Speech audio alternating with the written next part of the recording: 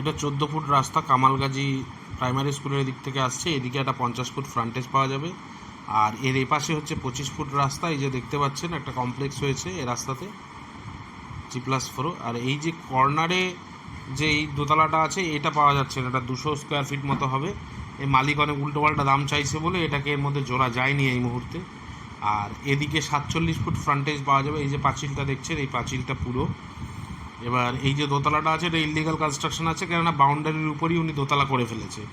সেক্ষেত্রে ওনাকে একটা সেরকম প্রেশার তৈরি করে একটা কিছু করা যেতে পারে, যাই হোক।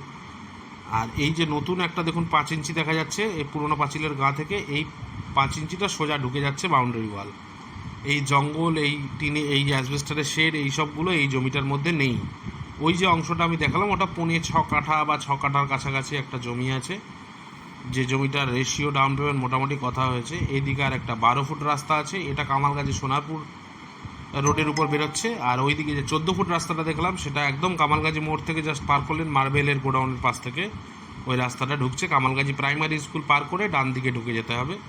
ওই রাস্তাটাও এরকম পিচ হয়ে যাবে, ওটায় ম্যানহোল মানে আন্ডারগ্রাউন্ড ড্রেনেজ সিস্টেমের কাজ হচ্ছিল বলে এরকম জঙ্গল মাটি খোঁড়া হয়ে রয়েছে। ঠিক আছে, এরমভাবে সোজা চলে যাবে জমিটা, ওইদিকে ওই পাঁচিলটা ওরকম সোজা চলে গেছে। এইটা এর পেছনে একটা অংশ, এটা আলাদা অংশ। এটা ভিডিওতে অন্য কারণে ভিডিওটা তোলা হয়েছিল, তাই এইটাও এই ভিডিওতে জয়েন করা হয়েছিল। যাই হোক, তো মেন জমিটা আমি আপনাদের ওদিকে দেখিয়ে দিলাম। ওটা একদিকে 50 ফুট ফ্রন্টেজ, একদিকে 46-47 ফুট ফ্রন্টেজ দিয়ে 5.5 কাঠা জমি আছে।